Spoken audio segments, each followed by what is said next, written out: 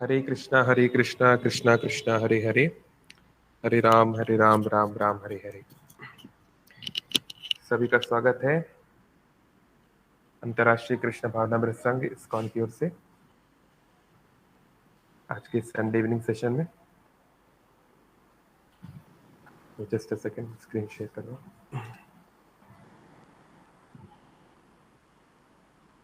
हूँ।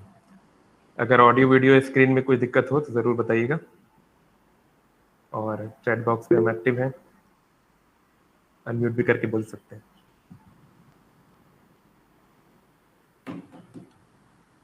Just a second.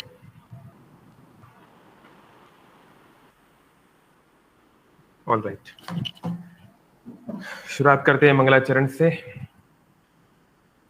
ओम अज्ञानतिमिरान्धस्य ज्ञानञ्जनशलाकया चक्षुरुन्मिलितं येन तस्मै श्रीगुरवे नमः। नमः ॐ विष्णुपादाय कृष्णपृष्ठाय भूतले श्रीमते भक्तिवेदान्त स्वामिन् इति नामिने। नमस्ते सारस्वती देवे गौरवाणी प्रचारिणे निर्विशेषण्यवादी पाश्चात्यदेशतारिणे। वाञ्छाकल्पतरुभ्यश्च कृपा सिन्धुभैव च पतितानां पावनेभ्यो वैष्णवेभ्यो नमो नमः।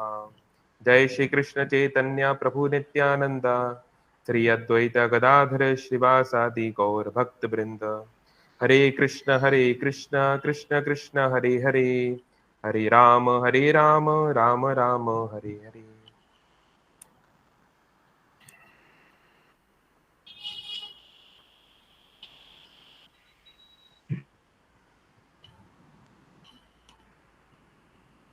हरे कृष्ण। तो आज का हमारा चर्चा का विषय है सी क्रिटिसिज्म विद अ क्रिटिकल आई, यानी आलोचना को आलोचनात्मक नजरों से देखें। इसका क्या मतलब है हम बताएंगे धीरे धीरे। हम सबके जीवन में आलोचना बहुत महत्वपूर्ण है ना? नहीं, आलोचना बहुत पॉजिटिव भी है। कबीर दास जी या रहीमन कौन बोले हैं, निंदक पास राखिए, ऐसा कुछ एक पद उन्होंने बोला। तुलसीदास जी बोले? अच्छा, ओके। किसी को मिले तो आप कमेंट बॉक्स में डालिएगा, है ना, वो एक फेमस पद। तो निंदक होना जरूरी है, जीवन में निंदा सुनना बहुत जरूरी है। हमारे अंदर जो कमी है वो बताने वाले लोग जरूरी है ना? इसलिए बचपन में चाहे माता पिता हो, चाहे थोड़े बड़े हो के गुरुजन हो, या फिर टीचर्स हो, सबका फ्रेंड्स हो खासकर, है ना, असली मित्र वही है जो हमारी कमी हमको बताए। तो बहुत जरूरी है। और जब भी हमारी कोई निंदा होती है, कोई हमारी कमी हमको बताता है, तो तुरंत अपने प्राइड में उसको नहीं लेना चाहिए, अहंकार में नहीं लेना चाहिए कि मेरे अंदर कमी बता रहे हो। तो ऐसे व्यक्ति का पतन बहुत जल्दी हो जाता है। तो अगर हम चाहते हैं कि हमारा प्रोग्रेस हो आध्यात्मिक दृष्टिकोण से या किसी भी क्षेत्र में, even in material field, we need criticism. लेकिन कई बार क्या होता है कि कंस्ट्रक्टिव क्रिटिसिज्म और अनफेयर या बायस क्रिटिसिज्म में हम अंतर नहीं कर पाते कि ये आलोचना जो हो रही है हमारे भले के लिए हो रही है, वो व्यक्ति हमारा अच्छा चाहता है, या फिर वो हमको गिराना चाहता है, दबाना चाहता है, हमें डिमोटिवेट करना चाहता है, उससे उसका कुछ लाभ निकलने वाला है। तो इन दोनों में अंतर करना है। सिद्धांत पुरु, थैंक यू, इन्होंने ढूंढ के निकाला। निंदक नीरे राखिए आंगन कुटी, व्हाट वाज दैट, छवाए बिन पानी साबुन बिना निर्मल करे सुभाए। तो आई थिंक ये sound is not clear. Okay, आप चेक करो थोड़ा दूर जाके, आवाज आ रही है कि नहीं? आनी तो चाहिए।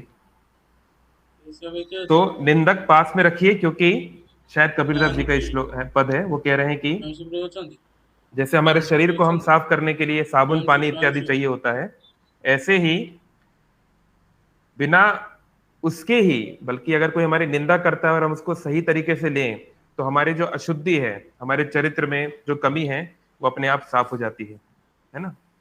तो इसलिए निंदकों को रखना चाहिए, है ना? जो हमारी निंदा कर रहे हैं हमारे भले के लिए, वो हमारे सबसे अच्छे मित्र है ना? इसलिए गुरु का मतलब क्या होता है? गुरु शब्द का क्या अर्थ है, कौन बताएगा? गुरु शब्द का लिटरल मीनिंग क्या है, उसका शाब्दिक अर्थ क्या है? हैवी। यस, गुरु मतलब होता है हैवी, है ना। गुरुत्वाकर्षण बल, ग्रेविटेशन को क्या बोलते हैं हिंदी में, जो लोग हिंदी भाषा में पढ़े हैं, उड़िया में पता नहीं क्या बोलते हैं। गुरुत्वाकर्षण बल बोलते हैं ग्रेविटी को, है ना। गुरु मतलब हैवी और लघु मतलब लाइट। तो गुरु का कार्य ही है आपको क्रिटिसाइज करना आपकी कमी बताना। गुरु बस ये नहीं, हाँ बढ़िया जो कर रहे हो सब बढ़िया है, बस हंसते रहो मस्त रहो जीवन में। एक बहुत प्रसिद्ध गुरु हैं भारत में, उनके करोड़ों फॉलोअर हैं। तो उनसे किसी ने पूछा कि गुरुजी मैं काला हूं, काले रंग का हूं, दक्षिण भारतीय था वो व्यक्ति, अंग्रेजी में पूछ रहा था। तो मेरे मित्र लोग मेरा मजाक उड़ाते हैं, है ना, कोई गोरी लड़की मुझसे पटती नहीं, क्या करूं, जीवन में बहुत दुखी हूं। तो गुरुजी ने उत्तर दिया, देखो लोग तुम्हारे काले रंग का जो है, तुम्हारे काले रंग का मजाक उड़ाते हैं, तो अपने जीवन को आप इतने रंगों से भर लो, इतने रंगीले बन जाओ कि लोग जो है काले रंग पर ध्यान ही ना दें। और सब ताली बजाने लगे। तो बहुत अच्छी बात है, बड़ा अच्छा पोएटिक बात उन्होंने की, बट इसको करना कैसे है वो उन्होंने नहीं बताया। लाइक इसका मतलब क्या हुआ, प्रैक्टिकली क्या करें। तो गुरु का काम केवल अच्छी बातें, सुरीली बातें, मीठी बातें करना ही नहीं, बल्कि उस व्यक्ति के अंदर जो कमी है वो कैसे रेक्टिफाई होगी वो बताना जरूरी है ना। तो लेकिन कई बार क्या होता है कि क्रिटिसिज्म जो होता है वो एक गलत इंटेंशन के साथ किया जाता है। तो ये एक महान ऋषि हुए भर्तृहरि, उनके बारे में हम पहले भी कई बार चर्चा कर चुके हैं। कौन बताएंगे भर्तृहरि कौन थे, शॉर्ट में एकदम, कोई बताना चाहेगा, किसी ने सुना है? या राजा विक्रमादित्य के बारे में तो सुना ही होगा सबने, है ना, जिनके जिनके नाम पे आज भी हिंदू कैलेंडर चलता है, विक्रम संवत। तो हाँ, अनम्यूट करके बोल सकते कोई अगर बोलना चाहे तो। नहीं जानते? ठीक है, एकदम शॉर्ट में। तो भर्तृहरि जो थे वो अवंतिका के या उज्जैन के राजा थे। और विक्रमादित्य राजा नहीं थे एक्चुअली, विक्रमादित्य उनके छोटे भाई, वो तो उनके अंडर में थे। फिर बहुत कुछ हुआ उनके जीवन में, है ना। उन्होंने पहले जो कविता लिखी उसको बोलते हैं श्रृंगार शतकम। उन्होंने अपनी पत्नी से, उनको इतना प्रेम था, इतने अटैच थे कि उनके सौंदर्य को बताते हुए उन्होंने 100 श्लोक लिखे हैं। जितने भी बॉलीवुड सॉन्ग है, जितने भी शेक्सपियर हुए, सब हुए उन लोगों ने उनसे ही प्रेरणा ली होगी, क्योंकि वो उसमें ही सब बातें आती हैं। रेशमी जुल्फें, शरबती आंखें, ये वो है ना, तो ये सब उसमें है काफी डिटेल में। फिर बेचारे उनके साथ धोखा हो गया, सनम बेवफा निकल गई और वो बेचारी किसी और के साथ चली गई, तो उनके अंदर बहुत वैराग्य आ गया, तो उन्होंने वैराग्य शतकम लिखा। फिर बाद में उन्होंने एक और लिखा नीति शतकम, है ना, नीति क्या होने चाहिए, प्रिंसिपल्स, किन सिद्धांतों के आधार पर हमको जीवन जीना चाहिए, है ना। तो ये तीन उनके त्रिशतक, इनके जो तीन ये जो अलग अलग ग्रंथ हैं ये बहुत प्रसिद्ध हैं, आज भी लोग इसको पढ़ते हैं। तो ये जो हैं भर्तृहरि, इनका ये एक प्रसिद्ध नीति शतकम का एक ये श्लोक है, पद है। तो बोल रहे हैं, हम लोग डायरेक्ट मीनिंग पे जाएंगे कि कुछ लोग ऐसे होते हैं जो सौम्य लोगों को, जो सौम्य हैं, जिनका बातचीत का तरीका बड़ा अच्छा है, जो बड़े, उनका व्यवहार बड़ा सॉफ्ट है, बड़ा प्लीजिंग है, उनको कुछ लोग क्या बोलते हैं कि उनको कैसे समझते हैं, उनको किस तरीके से लेते हैं, जैसे ये लोग पत्थर के समान है, डल, इनका कोई, इनके अंदर कोई जज्बा नहीं है, क्या हंसते रहते हैं, अच्छे, हमेशा मधुर वचन बोलते रहते हैं, है ना। तो कई बार मधुरता को भी, जेंटलनेस को भी डलनेस माना जाता है कुछ लोगों के द्वारा। और स्ट्रिक्ट एज प्रिटेंशियस, जो व्यक्ति किसी चीज में स्ट्रिक्ट है, उसके कुछ सिद्धांत हैं, उसके कुछ नियम हैं, उन नियमों के प्रति वो कड़क है, तो उसको कुछ लोग बोलते हैं अरे ये तो नाटंकी कर रहा है ना, ये सब नाटक है हमको दिखाने के लिए। तो कुछ लोग ऐसा भी सोचते हैं। फिर द ऑनेस्ट एज हाइपोक्रिटिकल, जो ईमानदार है, जो अपनी बात साफ साफ बता देता है ना, या किसी के बारे में कोई चीज है वो ऑनेस्टली बोल देता है, स्ट्रेट फॉरवर्ड है, तो उसको लोग बोलते हैं अच्छा, आ, हम करे तो ये और तुम करे तो वो, है ना, अब हमारे लिए तो तुम ऐसा बोल रहे हो, किसी और के लिए कुछ और बोलते हो, तो उसको जो है हिपोक्रिटिकल या फिर मतलब, तो तराजू वाला, कभी कुछ कभी कुछ, इस तरीके से उसको बोलते हैं। द ब्रेव एज क्रूल, और जो बहुत वीर है, जो अपनी शारीरिक मानसिक क्षमता से कुछ बड़ा कार्य करने का प्रयास कर रहा है, लड़ने का प्रयास कर रहा है, तो उसको लोग बोलते हैं इसके अंदर कोई हृदय नहीं है, ये बिल्कुल जो है सख्त हृदय का है, इसके अंदर कोई सौम्यता नहीं। द रेटिसेंट एज फुलिश, और जो अल्पभाषी है, इंट्रोवर्ट, रेटिसेंट मतलब इंट्रोवर्ट, जो ज्यादा लोगों से बातचीत करना पसंद नहीं, उसको इतने फंक्शंस में जाना पसंद नहीं, वो उतने अच्छे से लोगों से डील नहीं कर पाता, वो सो कॉल्ड मॉडर्न फैशन को नहीं समझता, तो उसको लोग बोलते हैं बेवकूफ है, ये तो नल्ला है, आजकल की भाषा में नहीं नल्ला है ये तो, है नहीं। फिर सॉफ्ट स्पोकन एज बुट लिकर्स, जो जो मीठी वाणी बोलते हैं, ऐसी वाणी बोलिए मन का आपा खोए, औरन को शीतल करे आपहु शीतल होए। ऐसी वाणी बोलनी चाहिए जिससे मन शांत रहे और दूसरों को भी शीतल करे, दूसरों को भी ठंडा करे, आप भी ठंडे रहो। केवल वाणी से ही व्यक्ति जो है बहुत असर कर सकता है, ये बहुत महत्वपूर्ण है। तो अच्छी वाणी बोलना बहुत महत्वपूर्ण है, दोनों चीजों में, पॉजिटिव भी हो और कई बार लोग इसका नेगेटिव फायदा भी उठाते हैं, बट जस्ट सॉफ्ट स्पोकन होना एक बहुत बड़ी क्वालिटी हो सकती है। तो जो लोग सॉफ्ट स्पोकन है, कई बार लोग उनको बोलते हैं तुम तो उनके पैरों के तले चाटने वाले हो, या फिर मतलब स्लेवरी, है ना, यानी तुम इसलिए इतना मीठा बोलते हो क्योंकि तुम घबराते हो, तो बस उनके नीचे रहना चाहते हो। फिर द इन्फ्लुएंशियल एज हॉटी, और जो बहुत प्रभावशाली है ना, किसी का कोई बहुत धन है, कुछ है, तो उसको एरोगेंट मानते हैं, उसको दम्भ या मिथ्या अहंकार से भरा हुआ मानते हैं। हाँ, ये तो अमीर आदमी है, ये तो अहंकारी ही होगा, ये तो टॉपर है, ये तो बहुत अहंकारी ही होगा, है ना, ऐसा लोग सोचते हैं, जरूरी नहीं है, लेकिन लोग ऐसा सोचते हैं कि ये लड़की तो टॉपर है, बहुत इसके नाटक बहुत होंगे, इस प्रकार से, जरूरी नहीं है, लेकिन ऐसा लोग सोचते हैं। द एलोक्वेंट एज टॉकेटिव, और जो अच्छा बोलते हैं, जो अच्छी तरह विचारों को प्रस्तुत कर पाते हैं, लोग बोलते हैं बहुत बोलता है यार, तो ना बोले तो कहेंगे ये बोलता नहीं, और ज्यादा बोले तो बोलता है।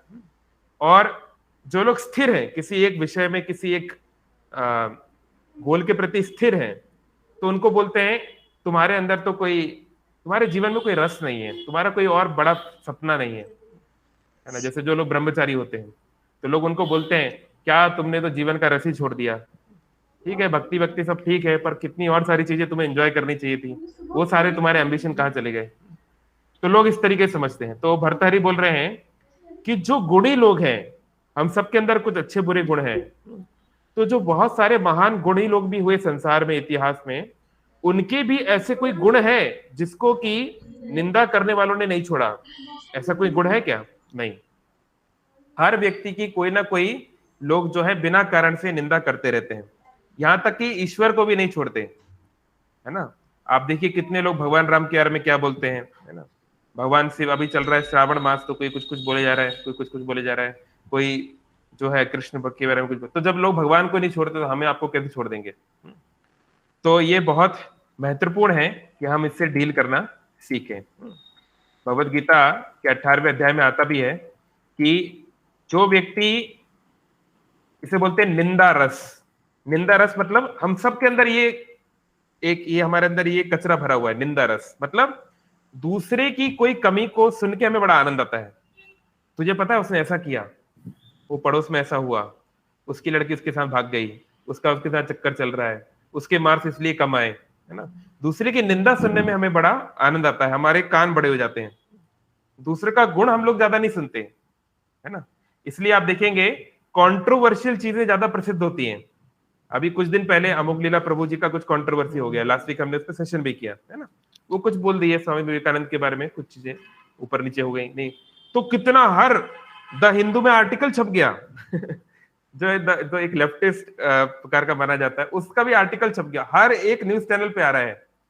लेकिन वो तो इतने समय से 20 साल से अच्छी अच्छी बातें बता रहे हैं, ज्ञान की बातें बता रहे हैं, गीता भागवत की बात बता रहे हैं, तब तो किसी ने नहीं, बहुत ही कम लोगों ने डाला। तो ये हमारे अंदर निंदा रस है कि किसी के अंदर कोई खोट है, पता नहीं है भी कि नहीं, अगर हमको लगता है कि शायद खोट है, प्रतीत भी होता है, तो हम उसको सुनना चाहते हैं, है ना। तो ये हमारे अंदर ये एक प्रवृत्ति है, और कई बार हम लोग इसका शिकार हो जाते हैं। दूसरे की निंदा रस के प्रवृत्ति के कारण हमारा जीवन बहुत आहत हो जाता है, और it can be quite dangerous. तो हम लोग एक एक करके देखते हैं कि किस तरीके से ये होता है। तो पहला है जद्यम ह्रीमती।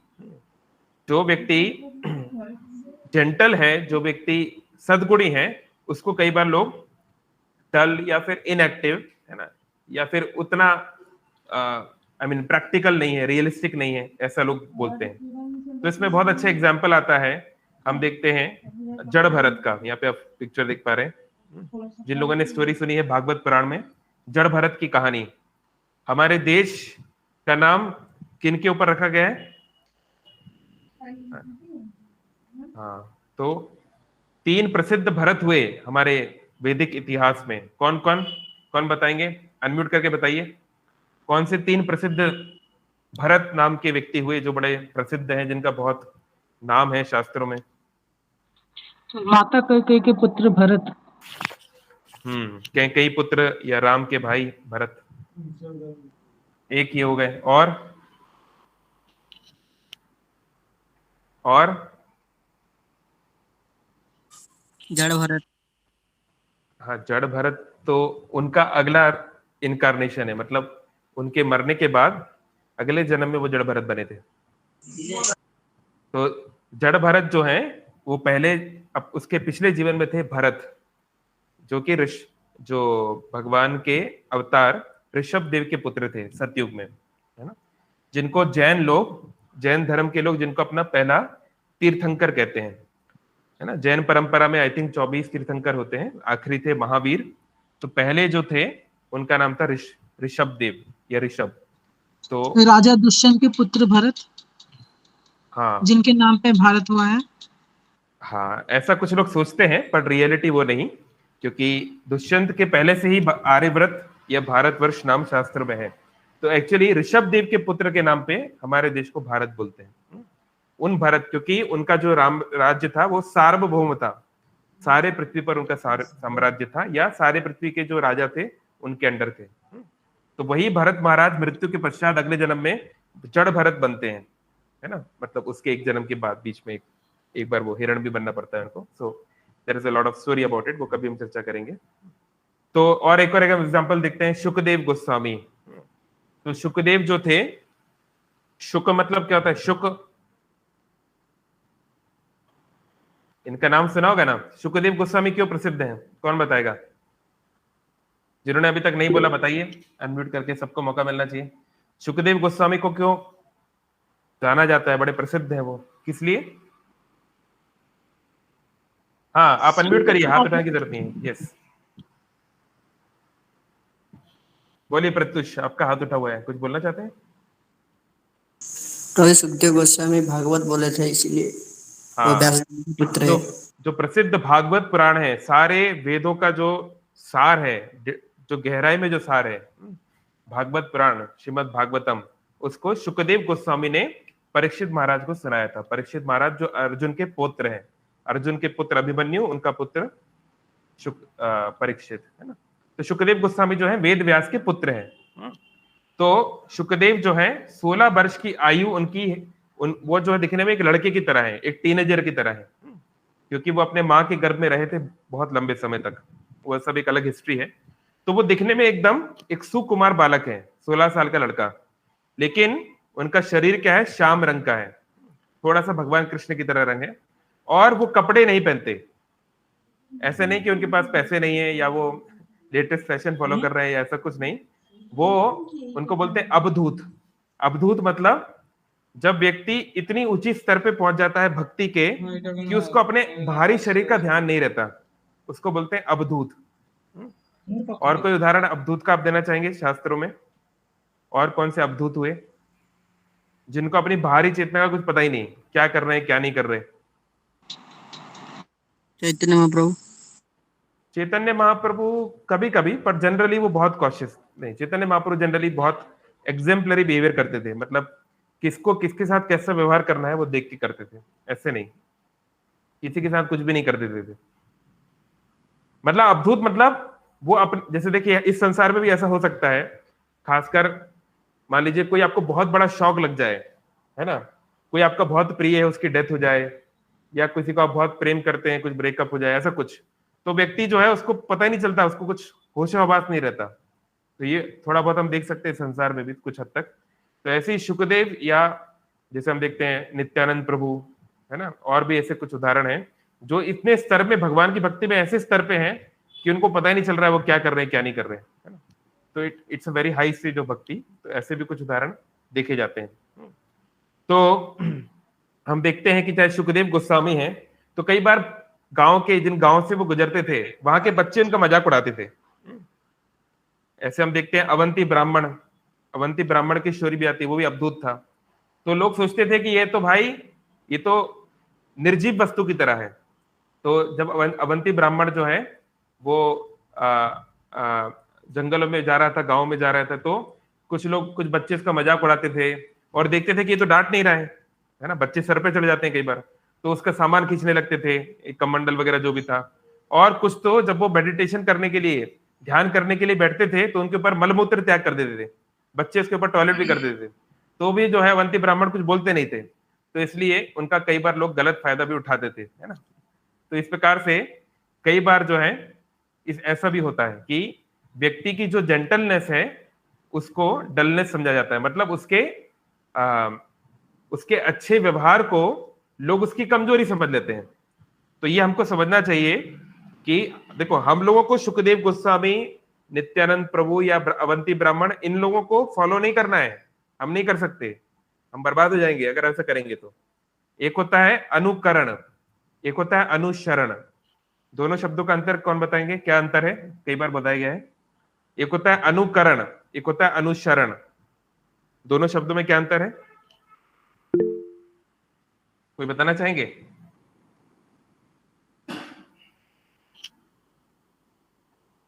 कोई नहीं?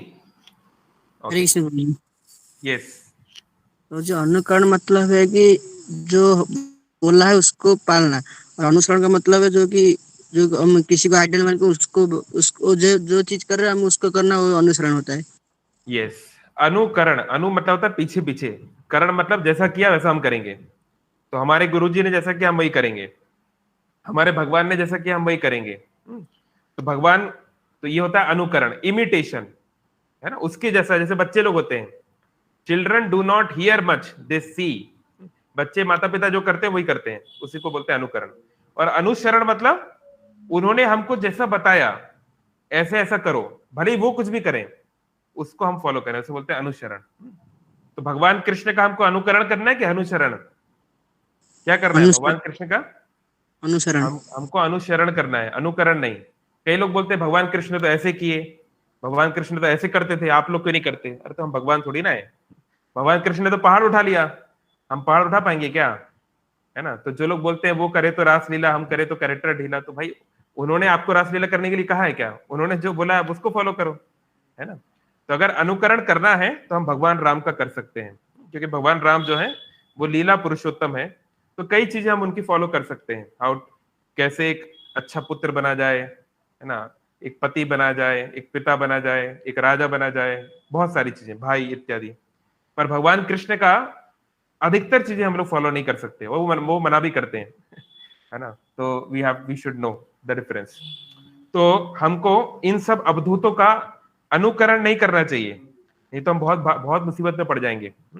जैसे श्रील प्रभुपाद जी के एक शिष्य थे, भक्ति तीर्थ स्वामी, आप लोग बाद में देख सकते हैं, भक्ति तीर्थ स्वामी या स्वामी कृष्णपाद उनका नाम फेमस। तो वो एफ्रो अमेरिकन थे, है ना, जो लोग अमेरिका में जो काले लोग होते हैं ना उनको एफ्रो अमेरिकन बोलते हैं। तो वो प्रिंसटन यूनिवर्सिटी में पढ़ते थे, one of the best universities in the world, जब वो इस्कॉन में करेक्ट हुए, युवा थे और प्रभुपाद जी से जुड़ गए, है ना। तो उन्होंने जो है बहुत रशिया में और रेड कारपेट के अंदर जो भी, रेड कर्टेन के अंदर जो भी देश थे, यूक्रेन, कजाकिस्तान इत्यादि, इन सब देशों में जो एसएसआर के पार्ट थे वहां पे शुरुआत में प्रचार किया 1960-70s में, और बहुत डेंजरस था। वहां पर अगर आप कोई भी रिलीजियस बुक ले गए, गीता की तो बात बहुत दूर की बात है, अगर आप बाइबल भी ले गए तो सजाए मौत, रिलीजन अलाउ नहीं था कम्युनिस्ट कंट्रीज में। तो बहुत उनका डेंजरस कार्य था ये कि वहां पे प्रचार करना। तो इतने साल वहां पे उन्होंने जो प्रचार किया, जो सेवा किया, जो उन्होंने ये किया, तो फिर जो जिस अनुपात में सेवा करता है उसको उस अनुपात में कृपा भी मिलती है। तो उनको इतना, उनका बॉडी इतना अडॉप्ट हो गया था कि 2-2.5 घंटे सोकर भी वो रह जाते थे। रात में 2-2.5 घंटे सोकर भी वो अपना उनका चल जाता था।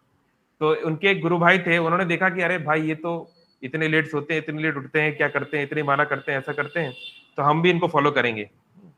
तो ये मायापुर की घटना है। तो वो 2-4 दिन तो फॉलो किए। तीसरे दिन वो मायापुर की छत पे खड़े थे और वो जो उनको फॉलो कर रहे थे या उनको इमिटेट कर रहे थे, और उनको इतना जोर से चक्कर आया कि वो छत से ही बिल्कुल लटक गए थे, मतलब गिरने वाले थे, ही कुड हैव डाइड।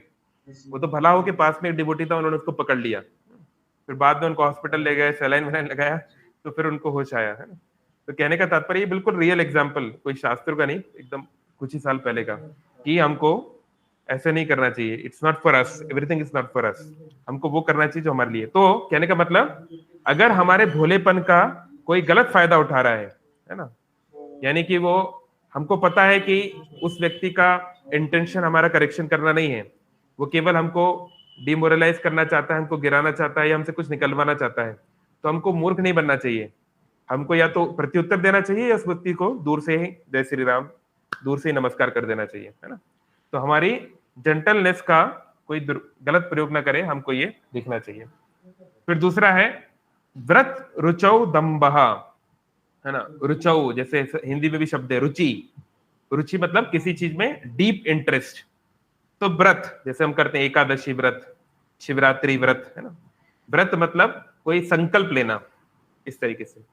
तो कोई व्यक्ति जो है वो, उसने कुछ व्रत लिए हुए हैं, कुछ उसके पर्टिकुलर प्रिंसिपल्स हैं जिसको वो फॉलो करता है।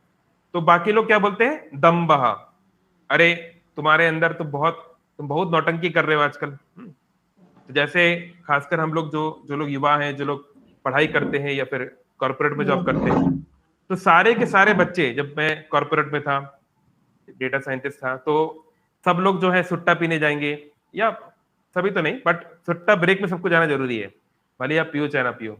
चाय पीने सब लोग जाएंगे। फिर सैटरडे नाइट को बारबीक नेशन और अलग अलग पब में जाएंगे, है ना। बैंगलोर में यही कल्चर है। तो हम लोगों को कुछ चीजों में हमारे प्रिंसिपल स्ट्रिक्ट होने चाहिए, कुछ चीजों में हम जो है लिबरल हो सकते हैं, है ना। डिवोटी को लिबरल होना चाहिए, दूसरे की भावनाओं की कदर करनी चाहिए, लेकिन दूसरों की भावनाओं की कदर करने के चक्कर में अपने जीवन का बैंड नहीं बजा लेना है ना। तो जैसे हम देखते हैं जब बच्चे कॉलेज में जाते हैं, तो सीनियर क्या बोलते हैं, ये पियो, तुम सिगरेट पियो, है ना, ये तुम शराब पियो। अगर असली मर्द हो, असली इंजीनियर हो, तो पीना पड़ेगा। तो हम लोग भी जो है सोशल प्रेशर में आ जाते हैं, अरे सब लोग क्या बोलेंगे, सब लोग हमको क्रिटिसाइज करेंगे, बुरा भला बोलेंगे, आलोचना के डर से हम फिर अपने प्रिंसिपल्स का बैंड बजा लेते हैं। तो ऐसा हमको नहीं करना है। जो हमारे स्ट्रिक्ट प्रिंसिपल है उसमें कोई जो है हम उसमें कॉम्प्रोमाइज नहीं कर सकते। बाकी चीजों में कर सकते हैं, है ना। चलो ठीक है, अभी पढ़ने का टाइम था, फिर भी अभी एग्जाम में सफिशिएंट टाइम है, तो खेलने चले गए या कुछ चले गए या कोई ठीक ठाक मूवी चले गए, इट्स ओके। बट ऐसे नहीं कि हम अपने कोर प्रिंसिपल्स का ही बैंड बजाते हैं, है ना। तो हमारे धर्म के जो 4 मुख्य प्रिंसिपल्स हैं, कौन कौन से हैं, जिनको हमें कभी कॉम्प्रोमाइज नहीं करना चाहिए। बाकी देखो, जैसे अभी चल रहा है कि क्या लड़के लड़कियों को वैदिक ड्रेस में ही मंदिर के अंदर आने देना चाहिए कि नहीं। अभी केदारनाथ में ही हो गया है, केदारनाथ में उन्होंने मोबाइल बंद कर दिया, वैदिक ड्रेसेस कंपलसरी, बहुत कुछ में सुनने में आ रहा है। तो जनरली इस्कॉन में हम लोग इतना स्ट्रिक्ट नहीं होते इन चीजों में। ठीक है, जो जैसे कपड़े पहन रहा है ठीक ठाक कपड़े पहन के आ जाए, है ना। किसी को जीन्स पहनना है जीन्स पहने, जिसको जो पहनना है पहने, उसमें हम लोग इतना स्ट्रिक्ट नहीं है ना। क्योंकि जो फिर आगे भक्ति में सीरियस होंगे फिर हम लोग बोलते हैं, क्योंकि जनरली क्या होता है, ये एक दिशा में होता है। जैसे हर कोई चाहता है कि लड़कियां जीन्स ना पहने, बहुत सारे लोग ऐसे बोलते हैं, नहीं, लेकिन वो लड़कों के बारे में कुछ नहीं बोलते। आज भी तब भी भारत की अधिकतर लड़कियां हो, नारियां हो, तब भी साड़ी कभी कभी तो पहनती हैं। पर कितने पुरुष हैं और कितने लड़के हैं जो धोती पहनते हैं, आप खुद निकालिए परसेंटेज, उसमें आपको बहुत बड़ा गैप दिखेगा। तो जनरली हमारे जो सो कॉल्ड कस्टम्स होते हैं वो बहुत ही ज्यादा कस्टमाइज्ड है, लोगों ने अपने अपने अनुसार उसको ढाला हुआ है ना। तो ऐसा नहीं चलेगा, या तो अगर वो है तो वो सभी के लिए होना चाहिए, it should not be like this. तो एनीवेज, तो कुछ चीजों में लेकिन हमको स्ट्रिक्ट रहना है। तो कपड़े आप कुछ भी पहन के आप आ सकते हैं मंदिर, कोई बात नहीं, लेकिन ऐसा नहीं कि आप मंदिर में आके जो हमारे मुख्य 4 धर्म के सिद्धांत हैं, धर्म को कंपेयर किया गया एक बैल से। जैसे बैल के 4 पैर होते हैं, ऐसे हमारे धर्म के 4 पिलर होते हैं। कौन कौन से, कौन बताएगा? हमारे धर्म रूपी बैल के कौन कौन से 4 पैर हैं जिसपे हमारा धर्म खड़ा हुआ है? नहीं तो हमारा बैल टूट के नीचे गिर जाएगा, हमारा धर्म गिर जाएगा। कौन कौन से हैं? सत्य, दया, क्षमा। हाँ, एक एक करके। तो पहले है दया, है ना? तो दया यानी केवल अपने परिवार के ऊपर दया नहीं, सभी जीवों के प्रति दया, है ना? तो जीवे दया कृष्ण नाम सर्वधर्म सार। तो दया बहुत महत्वपूर्ण है, इसलिए एक भक्त को चाहिए कि ऐसा कोई कार्य ना करे जिससे, देखिए इनडायरेक्टली या अनकॉन्शियसली जो हो वो तो हो, उसमें कोई कुछ नहीं कर सकता, वो तो होगा, लेकिन एटलीस्ट जानबूझ के हम किसी को दुख ना दें, है ना? तो इसलिए नो मीट ईटिंग, मांसाहार नहीं करना चाहिए, है ना, इंक्लूडिंग एग्स, फिश और व्हाटएवर। अगर हमारे पास ऑप्शन है, हम लोग अगर कोई ऐसे मरुस्थल में फंस गए, कोई डेजर्ट में, कि खाने पीने के लिए कुछ नहीं है, जैसे वो मैन वर्सेस वाइल्ड आता था ना शो, क्या नाम था उस हीरो का, मैन वर्सेस वाइल्ड वाले, वो ब्रिटिश ऑफिसर, अच्छा सा कुछ नाम था यार, भूल गया मैं। Bear Grylls. हाँ, Bear Grylls, yes, thank you. तो वो मान लो कोई जैसे पता नहीं दिखाते थे कैमरा में, अब कितना सच है कि नहीं पता नहीं, तो भाई फंस गया पूरे रेगिस्तान में, 100 किलोमीटर तक कुछ है ही नहीं, तो फिर ठीक है कि आपने सांप मार के खा लिया, कि कुछ कर लिया, फिर कुछ कर लिया, वो इमरजेंसी है। क्योंकि उस सिचुएशन में वो क्या करता था, अपना मूत्र भी तो पीता था ना वो, फिल्टर करके, है ना? तो वैसे ही इमरजेंसी में चलता है, इमरजेंसी में धर्म बहुत रिलैक्स होता है। लेकिन जब आपके पास ऑप्शन है तो आप जीव हत्या ना करें, अननेसेसरी जीवों को दुख ना दें, क्योंकि आप कर रहे हो, ठीक है, आप मनुष्य हो, आप सुपीरियर हो, आप कर सकते हो, लेकिन आपसे सुपीरियर भी लोग हैं, देवतागण, कर्मणा देव नेत्रेणा। फिर वो क्या करेंगे, आपके जीवन में दुख लाएंगे। कोई फलाना व्यक्ति घर में बीमार होगा, कुछ फलाने एक्सीडेंट हो जाएगा, किसी का कुछ होगा, कुछ मानसिक अशांति होगी, तो देवता लोग छोड़ेंगे नहीं। इसलिए हमको एटलीस्ट जानबूझ के जीवों के प्रति दया के प्रिंसिपल को नहीं तोड़ना है ना, तो उसमें कॉम्प्रोमाइज नहीं। तो ऐसे नहीं कि भाई दोस्त बोल रहे हैं अरे खा लो यार, क्या फर्क पड़ता है ना, ये तो अंडा ही है, ये इसमें से वैसे भी कुछ नहीं निकलेगा, ये तो वैसे ही मर गया है ना, तो वो हम लोग उसमें कॉम्प्रोमाइज नहीं कर सकते, इस डर से कि भाई हमारे को ये लोग आलोचना करेंगे, है आ गया घास फूस खाने वाला, या आ गया गाय को पूजने वाला, है ना? जैसे बहुत सारे हिंदू लोग को कई बार लोग ऐसे बोलते हैं, तुम लोग तो गाय का मूत्र पीने वाले हो, ये हो वो हो, फलाना टिकाना हो, तो कुछ भी बोले, लेकिन हम अपने प्रिंसिपल को नहीं तोड़ेंगे, है ना? वो हमें पता होना चाहिए। ओके, सेकंड प्रिंसिपल क्या है, फटाफट? पहला था दया, सेकंड यहाँ पर लिखा है, अच्छा राजेश किसको ने तो दिखा दिया, है ना? सेकंड है तपस्या, तपहा। तपस्या मतलब जब हम जीवन में कोई बड़े लक्ष्य के लिए कुछ कुर्बानी देते हैं, कुछ मुश्किलों को अपने जीवन में अपनाते हैं, है ना? हर व्यक्ति जीवन में तपस्या कर रहा है ना? कोई व्यक्ति जो है, कोई पिता इतनी धूप में, इतनी मुश्किलों में दिन भर जाके काम कर रहा है, ये मुश्किल क्यों ले रहा है? क्योंकि उसे अपना परिवार चलाना है। एक माँ गर्मी में भी जो है, इतनी धूप में भी जो है, गर्म चूल्हे के सामने काम कर रही है, क्यों कर रही है? क्योंकि उसको अपने बच्चों की खुशी चाहिए। एक बच्चा, कल उसका एग्जाम है, उसको नींद आ रही है, तो भी आंखों पे पानी मार मार के पढ़ रहा है, क्योंकि उसको एग्जाम में अच्छे मार्क्स लाने हैं, नहीं तो फिर आगे क्या होगा। तो हर व्यक्ति तपस्या कर रहा है, लेकिन तपो दिव्यन, हमको दिव्य तपस्या करनी चाहिए, नहीं भगवान के लिए कुछ करना चाहिए। इसलिए एकादशी जैसे व्रत हुए, या फिर कुछ सुबह उठ के स्नान करना, सुबह उठ के जप करना, ये सब तपस्या है। कौन करे ये सब यार? ये सब में तकलीफ होती है, शरीर नहीं मानता, मन नहीं मानता, पर करना चाहिए। इससे जो है हम भगवान से, हमारा मन जो है भगवान में ज्यादा लगेगा लॉन्ग टर्म में, हमारा आसक्ति विषयों से छूटेगा, तो वो भी करना चाहिए। तो तपस्या कैसे ब्रेक होती है? तो दया ब्रेक होती है by animal killing, by killing जो लिविंग बींग्स। दूसरा, तपस्या ब्रेक होती है नशापान से। जो व्यक्ति नशापान करे वो तपस्या नहीं कर सकता। जैसे वही बात है, कल आपका एग्जाम है, आपने खूब दारू पी ली 2-4 बोतल, तो आप थोड़ी ना फिर पढ़ाई कर पाओगे, है ना? क्योंकि नशा करने से व्यक्ति अपनी नॉर्मल एबिलिटी खो देता है। जो भक्ति करने के लिए, साधना करने के लिए हरे कृष्णा कृष्णा कृष्णा हरे हरे, हरे राम राम राम हरे हरे, इस मंत्र का जप करना है ना? कई मिनटों या कई घंटों दिन में, तो ये कैसे होगा? जब आपके पास आप नशे में रहोगे तो कैसे करोगे? इसलिए कोई नशा पान नहीं, नशा पान छोड़ना है। तो ये हमको कॉम्प्रोमाइज नहीं करना चाहिए। फिर तीसरा क्या है? शौचम या क्लीनलीनेस, है ना। तो शरीर की तो हम सफाई करते ही हैं, लेकिन विचारों की शुद्धता, जब तक हम अपने लाइफस्टाइल में, हमारे जीवन में प्रैक्टिकल चेंजेस नहीं लाएंगे, तब तक हमारे भक्ति का उतना असर नहीं होगा। जैसे हम देखते हैं बहुत सारे ऐसे लोग हैं, बड़े बड़े गुरु, धर्म गुरु, पुजारी, जगन्नाथ जी की पूजा कर रहे हैं, कोई जो है बहुत बड़ा धर्म गुरु है, महामंडलेश्वर है, फिर वो ऐसे ऐसे चीजों में क्यों फंस जाते हैं? कोई रेप केस में फंस गया, कोई कहीं कर फंस गया, कोई कहीं है, कोई कुछ कुछ कर रहा है ना, या फिर इतना क्रोधित है, थोड़ा सा बोलो तो उनकी भैया क्रोध की कोई सीमा नहीं, बहुत कुछ। तो इतना चरित्र इतना डाउन क्यों होता है? क्योंकि शिक्षा को पालन नहीं करते। बोलो कृष्ण, कहो कृष्ण, करो कृष्ण शिखा, कृष्ण की शिक्षा भी माननी पड़ेगी। तो इसलिए हम देखते हैं कि अगर हम अपने विचारों को शुद्ध करने का प्रयास नहीं कर रहे हैं, बल्कि हमारे अंदर जो विकार है, जो अशुद्धि है, उसके आग में और घी डालेंगे तो प्रॉब्लम बढ़ेगी। तो हमारे विचार अशुद्ध होते हैं। मूल रूप से जो सबसे बड़ा जो कारण है वो है काम वासना। तो इसलिए अपने पत्नी या पति के अलावा और किसी से संबंध बनाना, ये हमारे विचारों को, हमारी चेतना को बहुत नीचे गिरा देगा, क्योंकि हम हर किसी को फिर उसी दृष्टिकोण से देखने लगेंगे। इसलिए विवाह के बाहर कोई संबंध नहीं, ये बहुत महत्वपूर्ण है। तो ऐसे नहीं कि हमको लोग बोले अरे सब लोग करते हैं यार, आजकल तो बहुत नॉर्मल है ना, वन नाइट स्टैंड बहुत नॉर्मल है, या लिव इन रिलेशन बहुत नॉर्मल है, तो कर लो, है ना। तो लोगों के कहने पे, दोस्तों के कहने पे, सोशल क्रिटिसिज्म से बचने के लिए हम इसको नहीं तोड़ सकते। इसमें हमको स्ट्रिक्ट होना चाहिए, इट्स वेरी इंपॉर्टेंट।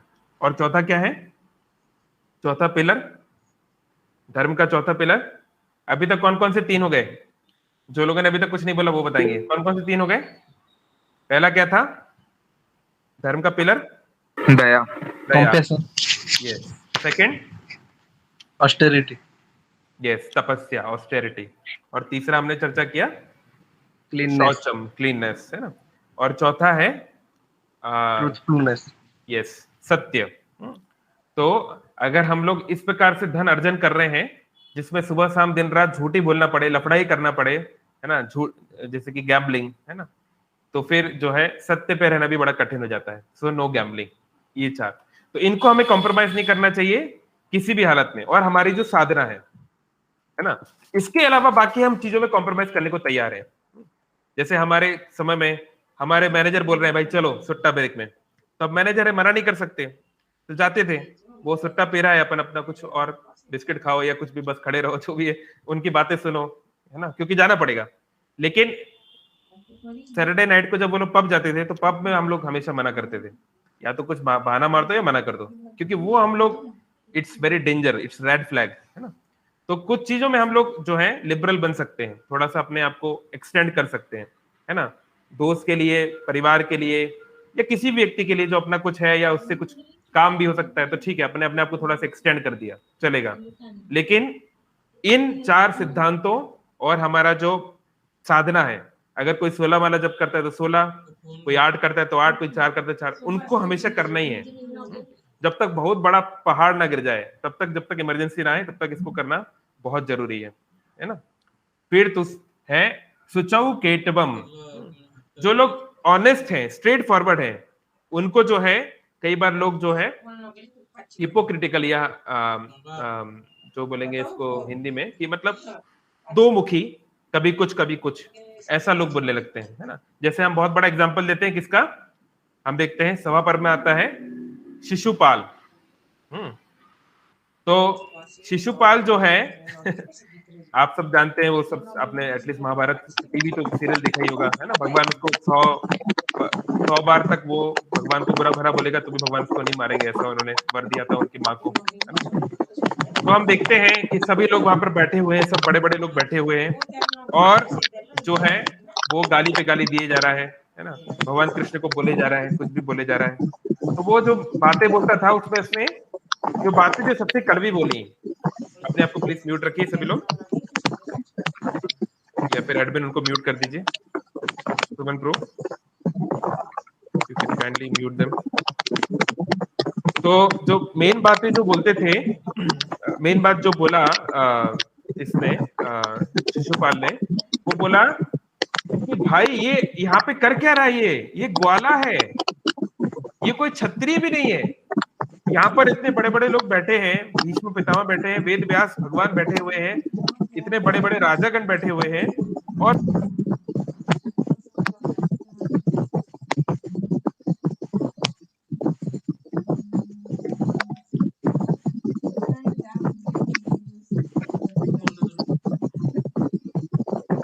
आपने अपने आप को म्यूट कर लिया।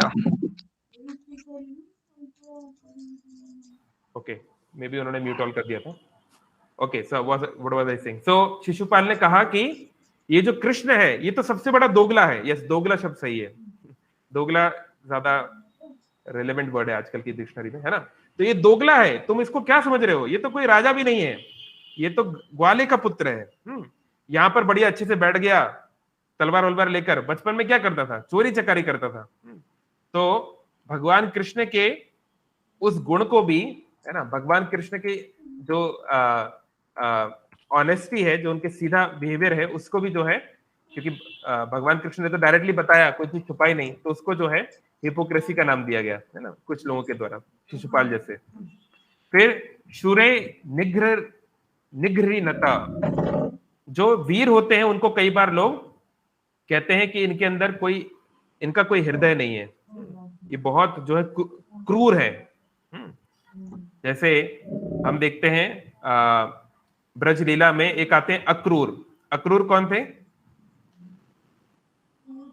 अक्रूर जानते होंगे सब लोग, कौन बताना चाहेगा? सेनापति। किसके सेनापति? कंस। हाँ, ये कह सकते हैं आप, मतलब वो कंस के सेनापति तो नहीं, वो वॉरियर नहीं थे, मतलब वो वृष्णि वंश, कृष्ण की भक्त थे वो, तो उन्हें लेने आए थे कंस को मारने के लिए। जी। तो भगवान का जो जन्म हुआ इसको बोलते हैं यदुकुल, है ना। यदु एक बहुत बड़े राजा थे, चंद्रवंशी। यदुकुल में वृष्णि, यदु की भी बहुत सारी ब्रांचेज हैं, है ना। जैसे मतलब जिन लोगों के बड़े कुटुंब में वो लोग इसको समझेंगे, है ना। कोई बोलते हैं हम लोग क्षत्रिय हैं, क्षत्रियों में राजपूत हैं, राजपूत में फलाना है, लाइक दैट। तो भगवान यदुकुल के वृष्णि शाखा के सात्वत वंश में उनका जन्म हुआ था। तो ये भगवान की हायरार्की, मतलब जो उनका जो जन्म हुआ था, है ना। इसलिए भगवान कृष्ण का एक नाम है सात्वत पति, सत्वतों के वो पति हैं। और वृष्णि की जगह उनका नाम है वृष्णि वंशी या वार्ष्णेय, गीता में आता है वार्ष्णेय, लाइक दैट।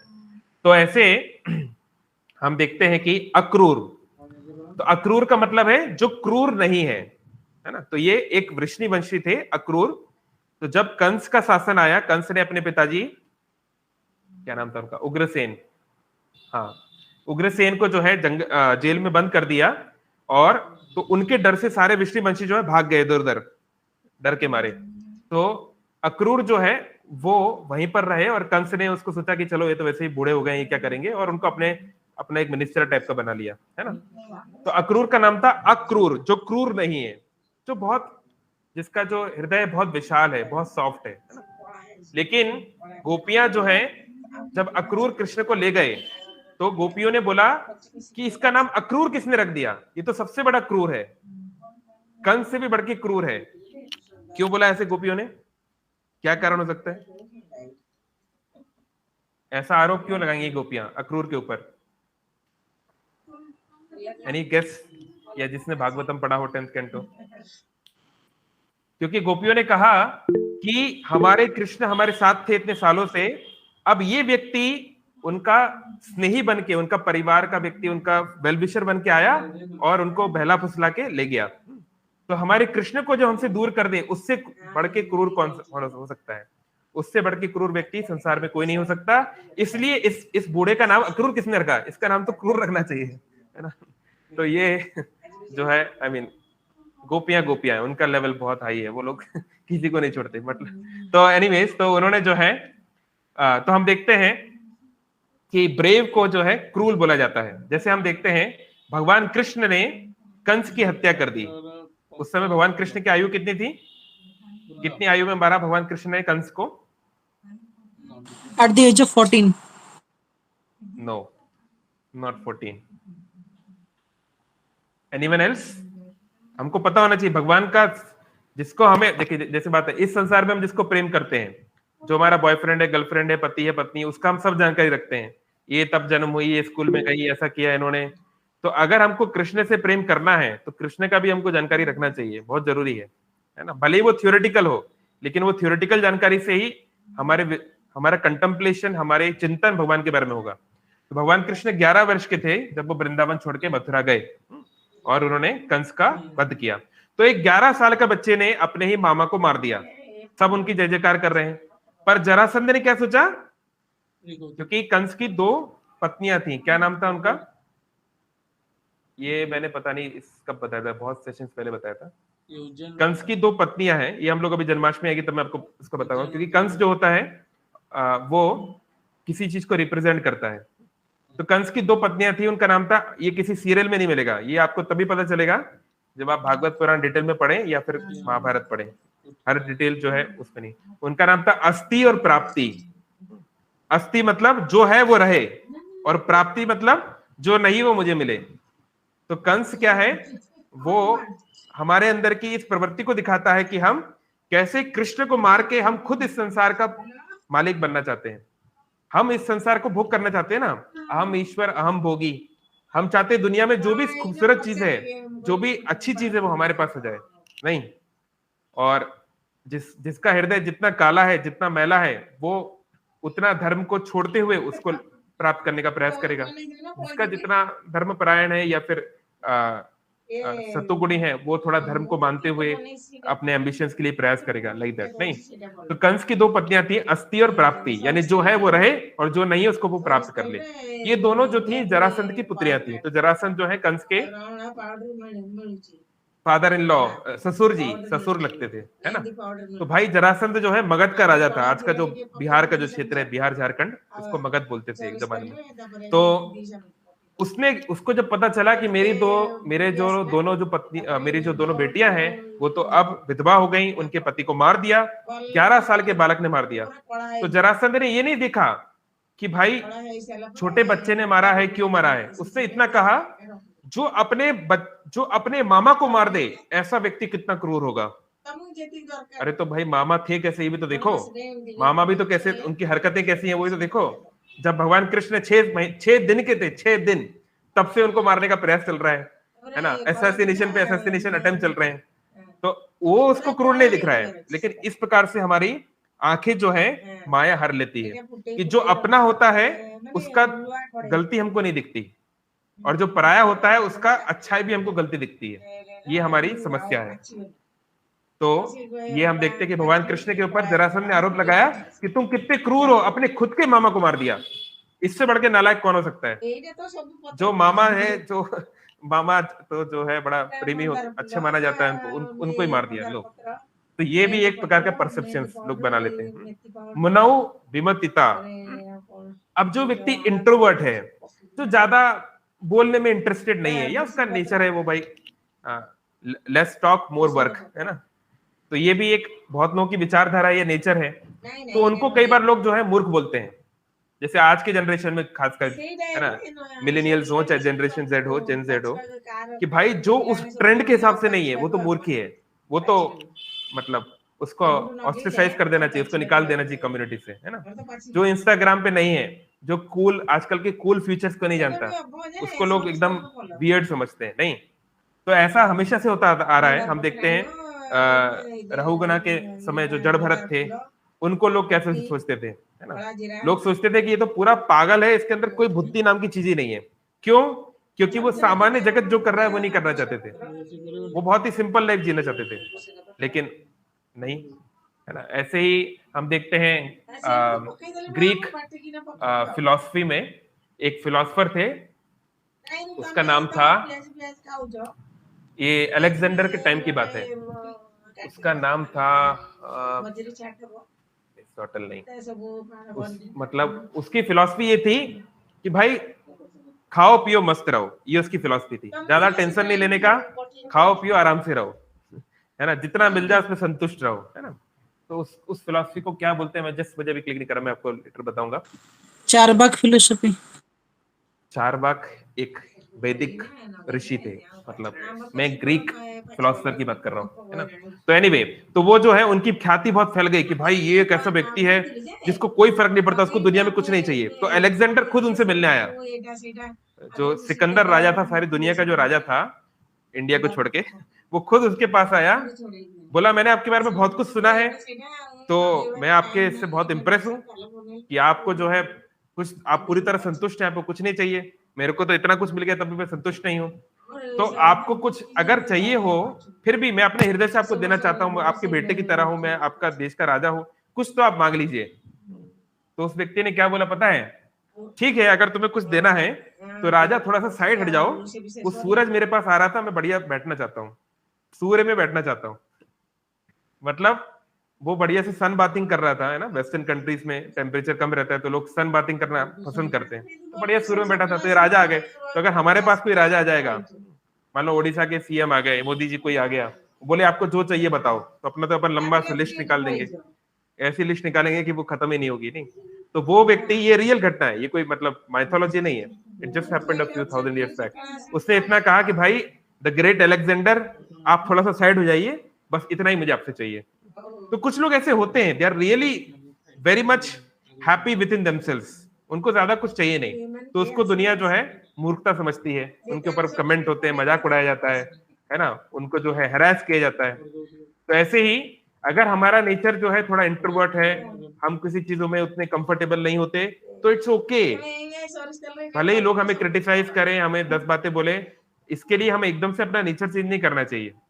जो है सो है भाई, हम किसी का कोई बुरा तो नहीं कर रहे हैं ना, इट्स नॉट लाइक कि तो इट्स कंप्लीटली ओके, है ना। फिर ओके, अभी लास्ट पे हम पॉइंट पे आ गए, अभी किसी का कोई क्वेश्चन हो तो डाल सकते हैं, we are going to finish soon. दैन्यम प्रियलापिनी, तो जो सॉफ्ट स्पोकन है, जो अच्छा बोलते हैं, तो उनको कई बार लोग जो बोलते हैं कि भाई ये तो केवल फ्लैटरी करते हैं, ये तो केवल जूते चाटते हैं। मतलब कोई मृदुभाषी है, कोई जो है कटु वचन नहीं बोलता, उसकी भाषा बड़ी सौम्य है, तो लोग बोलते हैं तुम इसलिए बोल रहे हो ताकि तुम फलाने व्यक्ति का कुछ फायदा तुम उससे निकाल सको, है ना, या तुम्हारे अंदर कोई शक्ति नहीं है, इस प्रकार से। तो हम देखते हैं कि जब भगवान शांति दूत बन के आए, देखिए यहाँ पे भगवान के एग्जांपल बहुत सारे दिए गए, भगवान खुद शांति दूत बन के आए, तो दुर्योधन ने क्या सोचा कि ये पांडव लोग शायद मुझसे डर गए हैं, ये पांडव लोग जो है युद्ध नहीं चाहते क्योंकि वो डर गए। अरे पांडव लोग युद्ध नहीं चाहते इसलिए नहीं क्योंकि वो डर गए, क्योंकि वो अपने ही परिवार का खून नहीं बहाना चाहते, वो नहीं चाहते हिंसा, है ना। लेकिन दुर्योधन वह भी दे ना सका, आशीष समाज की ले ना सका, उल्टे हरि को बांधने चला, जो था असाध्य उसे साधने चला। ये बहुत फेमस कविता है ना, उन्होंने लिखी ना, राम दिनकर जी, रश्मि रथी। तो भगवान कृष्ण को ही बांधने चल गया, तो भगवान कृष्ण की शांति के प्रस्ताव को उसने कमजोरी समझ लिया। तो ऐसे ही हम लोगों को तो शांति से ही काम लेना है सबसे, लेकिन ऐसा ना हो कि हमारे मल्टीपल अटेम्प्ट्स के बाद भी लोग जो हैं हमारे इस नेचर को हमारी कमजोरी समझने लगे, या हमें कुछ और जो है किसी और ब्लैक स्पॉट पे हमको डाल दें। तो कभी कभी हमको फिर स्ट्रिक्ट भी होना जरूरी है, जैसे फिर भगवान कृष्ण हुए। हाँ हाँ दुर्योधन बांध चुले, तो अगर चाहता है तो मुझे बांध के दिखा, अब अगर तुझे बांधना ही है तो बांध। फिर भगवान ने अपना उसको दिव्य रूप दिखाया, उसको अपना जो है पुरुषोत्तम विश्व रूप दिखाया, तेजस्विनी अवलिप्तता। और जो लोग बहुत प्रभावशाली हैं उनको लोग एरोगेंट समझते हैं। मतलब कोई व्यक्ति मान लीजिए उसके पास बहुत धन है, या वो बहुत सुंदर दिखता है, या वो बहुत बुद्धिमान है, कोई भी अंदर उसके अंदर कोई गुण है जो काफी अधिक मात्रा में है, तो लोग ये मान के चलते हैं कि ये तो बहुत जो है अहंकारी है, देखो इसके भाव बहुत बढ़ गए हैं, अमीर हो गया ना इसलिए बहुत भाव बढ़ गए हैं, है ना, लोग ऐसा सोचते हैं। नहीं, तो इस तरीके से लोग जो है कई बार इस तरीके से जज करते हैं। तो हम यहाँ पे जैसे एग्जांपल दिया गया है विभीषण का, है ना, ऐसे हम बहुत सारे एग्जांपल्स हम लोग देख सकते हैं कि भाई कि कोई व्यक्ति उसको बहुत ही जल्दी लोग जज करने लगते हैं, है ना, क्योंकि हो सकता है उनके अंदर जो इंफीरियोरिटी कॉम्प्लेक्स है वो दूसरे रूप में सामने आ रहा है ना। जैसे कि अभी कुछ दिन पहले ये हुआ था मुकेश अंबानी के एक बेटे की शादी हुई ना, छोटे वाले, क्या नाम है उसका, अनंत अंबानी शायद नाम है, जो थोड़ा मोटा मोटा सा है ना। तो उसकी शादी हुई, तो लोग जो है कमेंट कर रहे हैं, है ना, बंदर को क्या मिल गया, बंदर को ये मिल गया, आई मीन बंदर क्या जाने अदरक का स्वाद, है ना, और केवल इसके पास एक ही क्वालिटी है कि अंबानी का बेटा है ना, और कई सारी चीजें। तो इस प्रकार के जो कमेंट्स हैं या इस प्रकार की जो मानसिकता है वो दिखाती है कि जस्ट बिकॉज हम लोग या बहुत सारे उन लोगों के पास वो धन नहीं है, वो सिचुएशन नहीं है, तो वो जो जलन है वो इस तरीके से सामने आती है, तो वो उनको जो है क्रिटिसाइज करना चाहते हैं, उसको डिमोटिवेट करना चाहते हैं। ऑफ कोर्स उस तक तो वो आवाज नहीं पहुंची, लेकिन हम तक ऐसे पहुंच सकती है। मान लीजिए हमारे अंदर कोई कमी है, कोई पर्टिकुलर चीज, और कोई दूसरी चीज जो अच्छी है, तो लोग जो है अगर हमको डाउन करने के लिए बार बार हमारी कमी को ही हाईलाइट करेंगे, उसको ही मैग्नीफाई करेंगे, और जो थोड़ा बहुत हमारे पास अच्छा क्वालिटी भी है वो भी नीचे चला जाएगा अगर हम उससे इन्फ्लुएंस हो गए तो इसको भी हमें समझना चाहिए कि जो कमी है उसको हम रेक्टिफाई करेंगे, और जो भगवान की कृपा से जो हमारे पास अच्छी क्वालिटी है, जिस चीज में हम इन्फ्लुएंशियल है, उसमें हमको और आगे बढ़ना है, भले ही लोग एनवियस हो या क्रिटिसाइज करें और जो भी करें, व्हाटएवर। और जो मुखरथ वक्तरी, जो अच्छा बोलते हैं, है ना, जो किसी चीज को अच्छी तरह समझा सकते हैं, तो लोग बोलते हैं बहुत ज्यादा बोल रहा है, तो बहुत ज्यादा बोल रहा है। जैसे हम देखते हैं भगवान कृष्ण जब 7 साल के थे तो गोवर्धन लीला हुई। गोवर्धन लीला किस दिन हुई थी, किस दिन हुई थी गोवर्धन लीला, कौन बताएंगे? आई मीन कौन सा तिथि? It's famous. हम लोग कब मनाते हैं गोवर्धन पूजा? जो लोगों ने भागवत पढ़ी हो या लिटिल कृष्णा भी देखा हो उनको पता होगा, लिटिल कृष्णा कार्टून देखना चाहिए जिसने नहीं देखा। कब हुई थी गोवर्धन लीला? एनीवन? ओके, गोवर्धन, अच्छा भगवान कृष्ण 11 साल के थे, सब लोग बता रहे हैं, थैंक यू। यस, दिवाली के अगले दिन, दीपावली के अगले दिन हुई थी, थैंक यू सत्य सुंदर। यस, दिवाली के अगले दिन गोवर्धन लीला हुई थी, है ना। तो भगवान कृष्ण 7 साल के बालक के उठते हैं कि भाई दीपावली कल मनाई गई, अभी सब लोग क्या कर रहे हैं, सब तैयारियां हो रही हैं, पूछ रहे हैं क्या हो रहा है, बोले आज हम इंद्र देवता की पूजा करेंगे, है ना। तो भगवान कृष्ण इतना अच्छा बोलते हैं, है ना, उन्होंने जो है बहुत अच्छी तरीके से समझाया। तो इंद्र के जो चमचा लोग हैं, जो छोटा छोटा देवता लोग हैं, उन्होंने इंद्र को क्या रिपोर्ट कर दिया कि एक बालक के बड़बोलेपन के कारण जो है वो गांव वाले लोग आपकी पूजा छोड़ के उस गोवर्धन की पूजा कर रहे हैं। देखो, तो जो कोई अच्छी बात भी बताए तो लोग उसको क्रिटिसाइज करना चाहते हैं, है ना, कभी कभी। फिर आखिरी, आसक्ति ही स्थिरे। तो जो व्यक्ति किसी चीज में आसक्त है, किसी चीज में वो उसमें उसका अटैचमेंट है, कोई वो स्टडी है कोई अच्छी चीज में, ऑफ कोर्स, तो जो है उस स्थित है, तो लोग बोलते हैं कि भाई इसका जीवन में और कुछ नहीं है इसलिए ये हो गया। तो कई बार लोग बोलते हैं इनका कुछ नहीं हो पाया इसलिए भक्ति में आ गए, है ना, या फिर ये कुछ नहीं बन पाए, डॉक्टर इंजीनियर कुछ नहीं बन पाए इसलिए टीचर बन गए, या कई प्रकार से लोग इस तरह नहीं बोलते, या इनको कुछ नहीं मिली तो इन्होंने टाटा नैनो खरीद ली, है ना, लाइक दैट। तो फटाफट क्रिटिसाइज करने के लिए लोग रेडी हैं, इनको कुछ नहीं हुआ इसलिए, इनको कोई लड़की नहीं मिल रही थी, कोई इनको बहू बेटी नहीं दे रहा था तो इसलिए ये कहीं और से उठा लाए, लाइक दैट। तो इस प्रकार से भी लोग बोलेंगे। So again we should not like give up this thing. So आपका जो प्रश्न है, और यही आखिर में यही मैं बोलने वाला था, so how we can say no to others without hurting them. तो पहली चीज हम ये कर सकते हैं कि we can put ourselves in their shoes. मतलब सामने वाला व्यक्ति ऐसा क्यों बोल रहा है, उस मानसिकता को समझने का प्रयास कीजिए कि वो ऐसा क्यों बोल रहा है। तो अगर हम उसकी मानसिकता में जाएंगे तो पहला कारण हो सकता है कि वो अज्ञान में है, वो आपको इतना नहीं जानता या उस विषय के बारे में उतना नहीं जानता, है ना। तो कल ही एक जेंटलमैन यहाँ पर थे, तो वो कह रहे थे कि मैकेनिकल इंजीनियरिंग तो फालतू है, मैकेनिकल इंजीनियर क्या करेंगे, 15-20 हजार का पैकेज खाएंगे बस। तो वो किसी एक लड़के को क्रिटिसाइज कर रहे थे। तो यही मैं उसको यही समझाने का प्रयास किया कि वो बेचारे अज्ञान में हैं, उनको लग रहा है कि भाई कोई छोटे से कॉलेज से कोई पढ़ के जिसको 10-15 हजार की नौकरी मिल जाती है तो सारे दुनिया में जितने मैकेनिकल इंजीनियर है वो 10-15 हजार ही कमाएंगे, उनको ऐसा लग रहा है। तो ये उनका अज्ञान है, उनका इमेच्योरिटी है, तो इसलिए इसको इतना सीरियसली नहीं लेना चाहिए, है ना। तो ठीक है, हाँ सर आप ठीक ही बोल रहे होंगे, we can just like we can change the topic, और वी कैन, अगर वो हमारी बात सुनने को तैयार है तो हम उनको उचित ज्ञान दे सकते हैं कि आप जो बात बोल रहे हैं वो 3rd डिग्री कॉलेज के लिए है भाई, ऐसा ऐसा करोड़ों वाला भी पैकेज आता है, it's not like everyone is getting 15,000 only, है ना। तो एक भी हो सकता है। और दूसरा है कि वो व्यक्ति जो है आपके प्रति एनवियस है, अगर वो आपके प्रति एनवियस है, मतलब आपसे जलन करता है, तो आप उसको समझा नहीं पाएंगे, आप कितना भी प्रयास कर लो आप उसको समझा नहीं पाएंगे।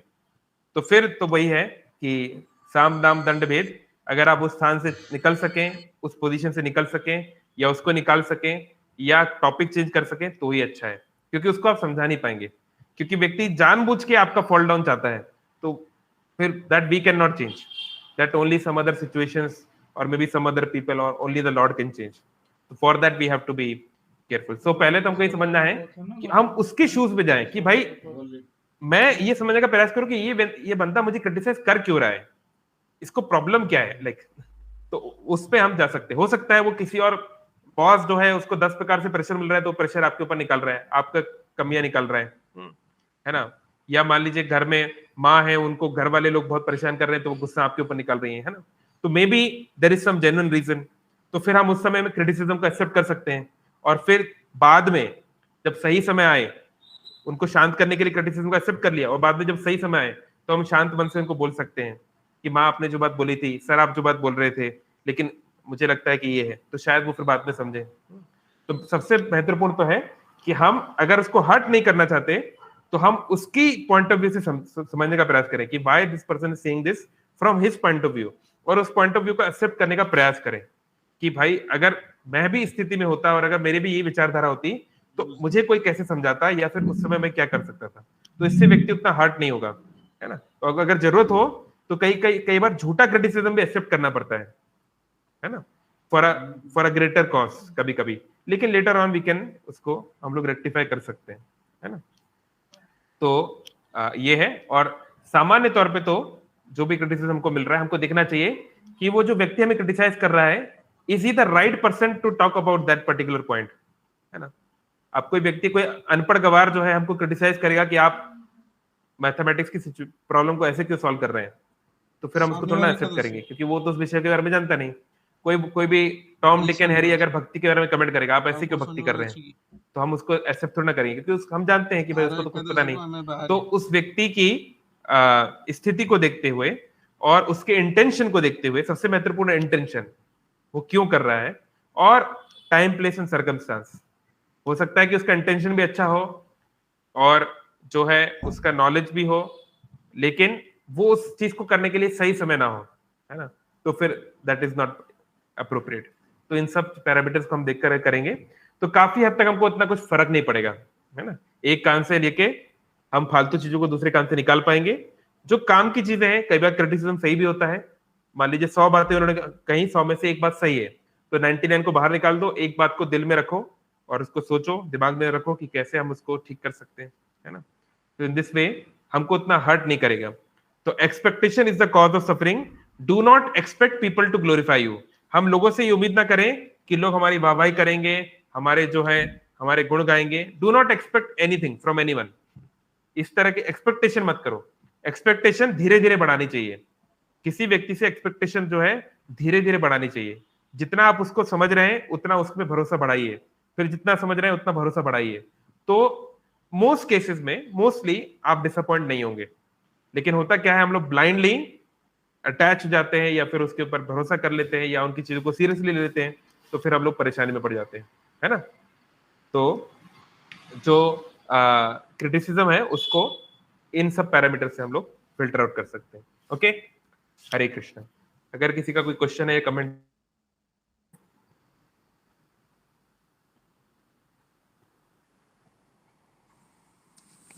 हरे कृष्णा प्रभु जी, धन्यवाद। हरे कृष्णा। प्रभु जी, जैसे हम लोग अपने भक्ति में हम लोग देखते हैं कि कुछ पेरेंट्स जो हैं उतने सपोर्टिव नहीं होते हैं या फैमिली मेंबर्स कुछ सपोर्टिव नहीं होते हैं। तो वैसे में हम लोग भक्ति तो एक पॉजिटिव वे में करते हैं, बट उनके सपोर्ट ना होने के वजह से कुछ ऐसे डिस्कशन होते हैं जहाँ पे लड़ाई का थोड़ा सा ये माहौल बन जाता है, तो उसको कैसे संभाला जाए? हाँ, अगेन हम लोग को जैसे मैंने कहा उनके शूज में जाना चाहिए। यानी अगर हम उनकी जगह पे होते और हमको कृष्ण भक्ति का ज्ञान नहीं होता या हम नहीं जानते, तो हम लोग कैसे रिएक्ट करते, हो सकता है हम लोग भी ऑलमोस्ट वैसे रिएक्ट करते। तो जैसे कि क्योंकि बहुत सारे भ्रांतियां लोगों के मन में है ना, कि अगर ये भक्ति कर रहा है तो ये जिम्मेदारी नहीं निभाएगा, ये भक्ति कर रहा है तो ये फलाना चीज नहीं करेगा, एक्स वाई जेड, है ना। तो अगर हम ग्रेजुअली उन भ्रांतियों को हटा सकते हैं उनके मन से, तो बहुत अच्छा है ना। और जैसे कि for example action speak louder than words, तो हम ऐसे कुछ कार्य करें, भले हम बोले नहीं पर हमारे कार्य से ही उनको थोड़ी संतुष्टि मिले। जैसे कि सुबह उठते ही माता पिता के पैर पड़ लो, है ना, ये काम हम कर सकते हैं, उनको अच्छा लगेगा। घर के कुछ छोटे छोटे काम कर लो, उनका हालचाल पूछ लो। तो ये कुछ छोटी छोटी आदतों से ही जो हम पहले नहीं करते थे और जो पॉजिटिव है, थोड़ा सा तो फर्क पड़ेगा। और अगर कुछ नहीं मानते तो कम से कम कुछ प्रसाद उनको लाके दे सकते हैं, एटलीस्ट लाइक दैट। तो कोई भी परिवर्तन धीरे धीरे होता है, all good things take time. तो हमको ये कोशिश करनी कि हमारा इंप्रेशन उनके पास पॉजिटिव बने, हमारे एक्शन ऐसे हो कि उनको उसका इंप्रेशन पड़े। भले ही वो हमको गाली दे रहे पर हम उनको चुपचाप सुन लेते हैं या उतना ज्यादा रिएक्ट नहीं करते, है ना। तो ये जब हम लॉन्ग टर्म में जब ऐसा हम व्यवहार करेंगे तो फिर व्यक्ति सोचने लगेगा कि भाई गड़बड़ क्या है। और अगर ये सब कुछ काम नहीं करता, फिर भी अगर चीजें बहुत लंबे समय तक ऐसी हैं, तो then maybe we have to, क्योंकि हमें अपने आप को तो बचाना है फर्स्ट, तो we have to take some respectable distance. थोड़ा सा रिस्पेक्टेबल डिस्टेंस रखना फिर जरूरी हो जाता है ना। तो क्योंकि फैमिली है, फैमिली से हम डिस्टेंस नहीं करना चाहेंगे, तो it's better if we can gradually try to, I mean धीरे धीरे करके उनको थोड़ा सा इसके अच्छी चीजों से अवगत करा सके, या अपने एक्शंस के द्वारा खासकर उनको थोड़ा प्रसन्न कर सके ओवर द इयर्स। और नहीं होगा तो फिर we may have to take little distance, है ना। हमें तो अपना साधना तो करना ही है।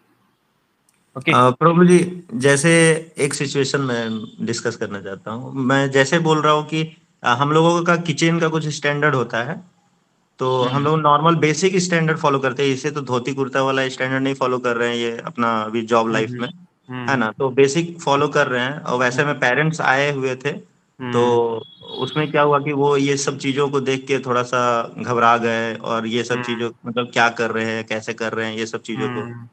तो ऐसे सिचुएशन में वो फिर गुस्सा होके यहाँ से फिर मेरे से नाराज होके चले गए। ऐसे सिचुएशन में क्या करना चाहिए? हाँ, अगेन इसलिए क्योंकि हमने क्या हुआ कि जब वो लोग आ रहे थे तो हमने उनके पॉइंट ऑफ व्यू से नहीं सोचा कि वो लोग जब आएंगे तो उनको कैसा लगेगा। जैसे जब प्रभुपाद पहली बार अमेरिका गए, तो जो गोपाल अग्रवाल जिनके घर पे पहली बार वो रुक रहे थे पेंसिल्वेनिया में बटलर में, तो उनके लिए वो सब्जी खरीद कर लाए।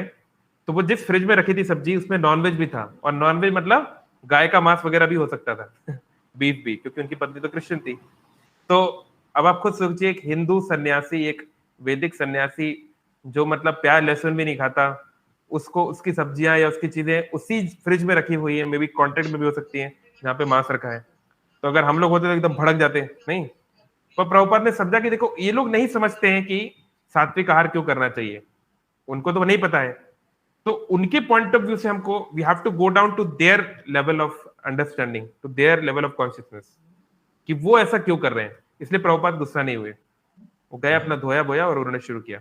तो ऐसे ही अब पेरेंट्स जिस लेवल ऑफ अंडरस्टैंडिंग में वो तो उसी से एक्ट करेंगे। तो जब वो आए रहे थे घर पे तो ही पहले आपको सुनना चाहिए था कि वो तो किचन अपने हिसाब से ही चलाएंगे। अब माँ 40 साल से जैसे किचन चला रही है वो तो वैसे ही चलाएगी ना, हमारे एक दो साल की भक्ति के कारण वो थोड़ा ना चेंज करेगी। तो sometimes we have to understand. तो अगर वो लोग जब आ रहे थे तो या तो हम उनके हिसाब से कुछ सेटअप कर सकते हैं, या फिर जो है कुछ दिनों के लिए कॉम्प्रोमाइज कर सकते हैं, या फिर तीसरा है कि अपने लिए पैरेलल दूसरा अरेंजमेंट कर सकते हैं। तो लेकिन उनको हम उनसे ये एक्सपेक्ट नहीं कर सकते कि वो सडनली उनका जो कल्चरल शॉक या जो एक अलग प्रकार का सांस्कृतिक जो भिन्नता है उसको एक्सेप्ट करेंगे, वो एकदम से नहीं हो पाएगा। It will take time. तो कि भाई नहा के जाना किचन के अंदर, धुले हुए कपड़े पहन के जाना, कोई चीज टेस्ट नहीं करना, और फिर सबसे पहले भगवान को भोग लगाना, है ना। तो ये एक नॉर्मल व्यक्ति के लिए बड़ा ऑड है कि ये सब क्या हो रहा है। तो आई मीन ठीक है, आप उनको थोड़ा सॉरी बोल सकते हैं और नेक्स्ट टाइम थोड़ा सा इस चीज का ध्यान रख सकते हैं, है ना। Okay Prabhu ji, thank you. Okay, Hare Krishna. कई सारे क्वेश्चंस हैं यहाँ पे रिटर्न में, अगर किसी का ऑडियो में ना हो तो फिर मैं रिटर्न क्वेश्चंस पढ़ता हूँ। ऐसे आपको होगा कि हम कभी भी दूसरे लोगों के टंग के दास नहीं होना चाहिए। हाँ, बिल्कुल सही बोल रहे हैं, दूसरे के वाणी के द्वारा हम ज्यादा आहत ना हो तो ये अच्छा रहेगा, है ना। हम में से अधिकतर लोग की समस्या क्या है कि दूसरे लोग जब हमारे बारे में कुछ बोलते हैं कटु वचन, तो दिल पे हम ले लेते हैं हर बात को। तो इसका सोल्यूशन क्या है? Take the talks of ignorant as childish. एक बहुत अच्छा ये कोट है कि जो व्यक्ति किसी क्षेत्र में अज्ञानी है उसकी बात को क्या मानना चाहिए? बचकाना मानना चाहिए। जैसे छोटे बच्चे आते हैं, छोटे बच्चे नहीं बोलते भैया भैया ऐसा कर दो, चलो अपन यहाँ करते हैं, अपन ये करते हैं, बहुत सारी बचकानी बातें करते हैं। नहीं, ये चंदा मामा है, इसको ला दो मेरे लिए, या हम लोग प्लेन में उड़ेंगे, ऐसा करेंगे, बहुत सारी बचकानी बातें जो रियलिस्टिक नहीं हो सकती। हम लोग क्या करते, गुस्सा होते क्या, ए तूने कैसे चंदा मामा बोल दिया, वो तेरा मामा है क्या, तेरी मम्मी का भाई है क्या चांद? हम लोग डांटते थोड़ी ना है, हम लोग हाँ हाँ ठीक है, उसी में अपन हो लेते हैं। नहीं, but we don't take it seriously. तो ऐसे ही कोई व्यक्ति जो है वो स्पिरिचुअली इग्नोरेंट है, तो उसको बच्चे की तरह मानना चाहिए, भले ही वो हम बड़ा बूढ़ा भी क्यों ना हो। कोई दादी अम्मा बोल रही हैं, अरे ये उम्र में क्या जरूरत है ये जब करने की, जब हमारी उम्र के हो जाओगे तब कर लेना, है ना। तो उनकी बात को बुरा लेने की जरूरत नहीं है, ठीक है, कोई बात नहीं, है ना। कोई कोई जैसे ब्रह्मचारी है, ये कोई है तो उसको कोई टकला बोलता है, कोई पैरासाइड बोलता है, कोई कुछ बोलता है, so you don't have to take it seriously, क्योंकि वो नहीं समझता उसकी इंपॉर्टेंस। तो जैसे बच्चे जो कोई बात बोलते हैं तो हम उसको हंस के छोड़ देते हैं या उसको इग्नोर कर देते हैं, तो लाइक दैट। तो in maximum cases we have to learn to हंस के उसको इग्नोर कर देना सीख जाना चाहिए, ये इंपॉर्टेंट है। लेकिन हाँ, ये अपने ऊपर ठीक है, लेकिन कोई अगर हमारे किसी अपने अपने परिवार के कोई व्यक्ति है, हमारे देश, हमारे समाज, हमारे गुरु, हमारे भगवान के बारे में कुछ बोल रहा है, उसको हंस के नेगलेक्ट नहीं कर देना चाहिए, ये अपने ऊपर लागू होता है। B conservative on yourself and liberal towards others, है ना। तो ऐसे नहीं कि हाँ मुझे, अगर देखिए कोई मुझे गाली दे रहा है, मुझे पत्थर फेंक रहा है और मैं इसको इग्नोर कर दूं, तो ये मेरी महानता है। लेकिन ऐसे नहीं कि भाई मेरे साथ में कोई है, कोई बालक है, कोई बच्चा है, कोई किसी के पति है, पत्नी है, तो हम जो है उसको भी इग्नोर कर दें, नहीं, वो तो फिर इररिस्पॉन्सिबल बिहेवियर हो जाएगा, क्योंकि आपकी जिम्मेदारी है to take care of them. तो अगर कोई मंदिर के ऊपर आक्रमण करने आएगा तो सबको लाठी लेके तैयार रहना पड़ेगा, है ना। तो अपने ऊपर कोई कर सकता है, वो उसकी महानता हो सकती है ना, उसके सिचुएशन के हिसाब से, बट नॉट फॉर अदर्स। तो इस प्रकार से मैक्सिमम सिचुएशंस में it is good to have this kind of broader heart, या उनको बचकाना, हरकतों उसको बचकाना समझना काफी अच्छा रहता है। और यहाँ पर बहुत सारे क्वेश्चंस ये पूछ रहे हैं, ठीक है, मैं इनको बताऊंगा, ये तो लोकल कटक के हैं। लेकिन और किसी का कोई प्रश्न है? नहीं तो मैं जो है, एनी अदर क्वेश्चन और कमेंट?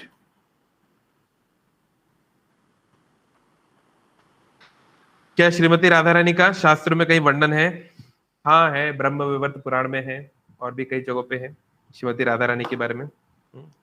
आदि शंकराचार्य क्या लिखे हैं जगन्नाथ जी के बारे में, जो राधा रानी से गले लगने के लिए जो आतुर हैं, वो जगन्नाथ स्वामी कब मेरे नयन के सामने आएंगे, है ना। So there are many things specially given in the Sattvik Purana about Shrimati Radha Rani, है ना। So that is there. ठीक है, तो और किसी का कोई प्रश्न नहीं, बाकी इनके मैं बाद में दे दूंगा। तो thank you all very much. Hare Krishna Krishna Krishna Hare Hare, Hare Ram Ram Ram Hare Hare. शील प्रभुपाद की।